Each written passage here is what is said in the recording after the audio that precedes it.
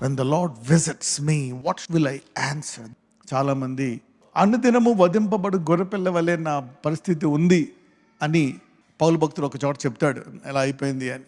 అయితే విశ్వాసుల పరిస్థితి, ఎవరి పరిస్థితి అని అలా ఉందా? అనుదినము నీవు ధన్యుడవు. You see that, you are blessed. ఏ రోజు ఏంటి పరిస్థితి? ఎందుకంటే God sometimes creates a situation నీ విశ్వాసాన్ని నిలకడగా పెట్టడానికి, అనుక్షణము ఏసయ్య అది చెయ్యి ఇది చెయ్యి అని ఆయన మీద భారం మోపడానికి. నువ్వు ఎప్పుడైతే నిలకడగా ఆ ప్రార్థనను, ఆ వాక్యాన్ని, కొన్ని గుణాలు నేర్చుకుంటావో, తర్వాత నీకు విశ్రాంతి ఇచ్చేస్తాడు దేవుడు. ఆ తర్వాత మళ్ళీ నువ్వు నెమ్మదిగా నీలో కొన్ని పెరిగిపోయి దారి తప్పుతున్నావు అనుకో, మళ్ళీ కమాన్ ఎలా కొన్ని గేట్లు తెరుస్తాడు. చూసారా? సో అందుకనే దర్శనాలు, కళలు అని కూడా మనం చూసాం కదా. అది ఎందుకంటే ముందుగానే చూపించా. అందులో you need to pray some times. ప్రభువా నాకు ఏం జరుగుతుంది అని. నువ్వు చూడండి, చిన్న చిన్న సమస్యలు వచ్చినప్పుడు మీరు ప్రార్థించవచ్చు. ప్రభువా ముందుగానే దావీదు చూడండి, మహా కష్టాలు చూసిన తర్వాత, నేను నా కాలు తప్పిపోకుండా నువ్వు కాపాడు, ముందుగానే నన్ను, నా హృదయాన్ని కడుగు, శుభ్రం చేయి, నేను దారి తప్పుతున్నప్పుడే నువ్వు నన్ను కాపాడు అని చెప్పి తన ఘోరమైన పొరపాట్ల తర్వాత ఫ్యూచర్ కవరింగ్ ప్రేయర్స్ చేస్తాడు. కొన్ని భయంకరమైన చిన్న చిన్న సమస్యలు చూసినప్పుడే మనం మార్చేసుకోవాలి. నేను చేసిన ఈ పొరపాటుకి ఇది వచ్చింది కాబట్టి అయ్యా నాకు పెద్దవి చిన్నవి రాబోయే ముందే నాకు చూపించేస్తే నేను అలర్ట్ అయిపోతాను. So I will be alert. So ఇంకొకటి చూస్తే చాలామంది ఇక మేము కూడా ఇలాగా ఉండొచ్చు అని అనుకునే తలంపును దేవుడు తీసివేస్తున్నాడు. మీరు చూస్తే దేవుడు భూలోకం అంతట్లో పనిచేస్తున్నాడంట. He's working. ఆయన ఎంత శక్తివంతగలమంటే ఆయన బలము అనండి. I want to start with this. ఆయన ఎంత బలవంతుడంటే, ఈ భూమి మీద ఎంతమంది మనుషులు అయితే ఉన్నారో, ఆ ప్రతి మనిషి చేసే మంచి కానీ చెడు కానీ ఆయన అణువున గంటకి సెకండ్కి తలంపులు చొప్పున లెక్కేసి ప్రతి ఒక్కళ్ళకి వాళ్ళకి తగినట్టు వాళ్ళకి ఆ బహుమానం ఇచ్చేస్తూ ఉంటాడంట. హీఈస్ ఎ రివార్డర్. ఎవరైనా ఆయన ఉన్నాడని నమ్మిన వాళ్ళ చేసే పనులను బట్టి వాళ్ళకి ఆ కార్యాలు ఇచ్చేస్తూ ఉంటాడంట బహుమానం. చెడుకు చెడు, మంచికి మని, కనికరం బోధించే వాళ్ళకి బోధించడం, ఇలాగనమాట. He teaches everyone. Can you believe it? పక్కన చెప్పు, నువ్వు నమ్మగలవా అన్నాడు. చాలామంది అనుకుంటారు ఎక్కడో ఉన్నాడు, ఏం చూడలేదు. No, God is even calculating his thoughts, his works, his secret steps. అంధకారంలో ఎవరు చేయనప్పుడు చేసే పనులను, అతని తలంపులను, కుట్రలను God is calculating for every person. అంత బలవంతుడంట ఆయన. He is so strong. We think that God is not working, మనకే జరుగుతుంది, వాళ్ళకి చేయట్లేదు. No, this is what I found out. చూసారా, సొలొమోన్ అంటాడు కొన్ని సంవత్సరాల తర్వాత నాకు ఇది తెలిసింది అని.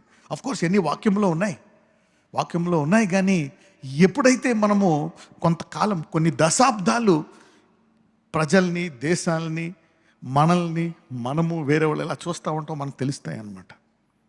When you apply the word for decades you will know the mystery. దశాబ్దాల పాటు ఎవ్వరు ఎగ్జామ్టెడ్ కాదు. ఒకవేళ నువ్వు ఎగ్జామ్టెడ్గా అనుకుంటే, ఇందాక చెప్పాను, దావీదంట వరి అయిపోతాడంట. ఏంటి, నేనేమో ప్రతిరోజు వదింపబడి గొర్రెపిల్లలాగా ఉన్నాను, వీళ్ళేమో హాయిగా ఉన్నారంట. తర్వాత దేవుని మందిరానికి వెళ్ళిన తర్వాత అక్కడ చూస్తాడంట, వాళ్ళు నిశ్చయముగా కాలు జారు చోట్లో ఉన్నారంట.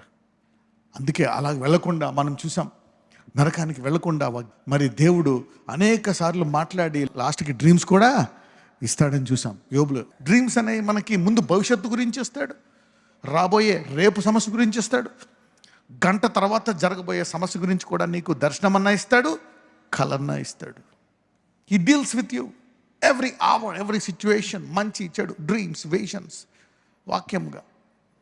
ఇవన్నీ, ఈ కళలు, ఈ అద్భుతాలు, ఇవన్నీ ఎందుకు అంటే ఫైనల్గా ఈ దేవుని వాక్యము సత్యము, దాన్ని సీరియస్ తీసుకో అని చెప్పడానికే. The gifts and the miracles and everything is to tell you that the word is true. నువ్వు దివారాత్రము ధ్యానిస్తే నీ అంత ధన్యుడు లేడు. You are knowing God. It's simple. All these things are there. గొప్ప వరాలు, ప్రవచనాలు, అద్భుతాలు, ఇదంతా కూడా to keep the word that is in your hand. పక్కన చెప్పండి, ఈ జరిగే అద్భుతాలన్నీ నీ చేతిలో వాక్యము నిజమని తెలుసుకోవడం కోసమే అనండి. అది నిజమని తెలుసుకొని దాన్ని ఏం చేయాలా? పాటించాలి. అదొక ఎత్తు. నాకు తెలిసి తెలుసుకోవడం చాలా ఈజీ. బైబిల్ మొత్తం కళ్ళు మూసుకొని చెప్పేయడం అంత ఈజీ ఇంకోటి లేదు. అందులో ఒకటి పాటించడం అంటే చాలా కష్టం. To preach is easy, to teach is easy. వరాలు కూడా సులువే. You can operate on all the gifts, can raise the dead, heal the sick. God is working among all the nations. అందరూ చెప్పండి ఈ మాట. దేవుడు ప్రపంచమంతటా ప్రతి వ్యక్తి మీద కేంద్రీకరించి చూస్తున్నాడు. అందుకే his mercies are new every morning. ఆ రోజు నీ పొరపాట్లు ఒప్పుకొని, ప్రభువా ఈ రోజు నాకు సహాయం చేయి అంటే నీకు ఆ దిన కనికరం లభిస్తుందంట. His mercies are new every morning. He sees you, he guides you. విశ్వాసులు కలిగినటువంటి ధన్యత ఏంటంటే పరిశుద్ధాత్మ ఉంది. ఏముంది నీలో? పరిశుద్ధాత్మ. దాన్ని ఉపయోగించుకోవాలి. ఓకే, చెప్పు నా భవిష్యత్తు నేను ఏం చేస్తున్నా, ఎలాగెళ్ళాలా, ఏం చేయాలా, ఏ రీతిగా. You need to now take advantage of this. ఎందుకంటే ఆ పరిశుద్ధాత్మ మనలో రావడానికి దేవుడు కుమారుణ్ణి బలిచ్చి సిలువ మీద రక్తం కార్పించాడు. You see that. So the Holy Spirit, the price of the Holy Spirit is priceless. దాని మూల్యము చెల్లించాల్సిన వ్యక్తి ఒకే ఒక వ్యక్తి, యేసయ్య.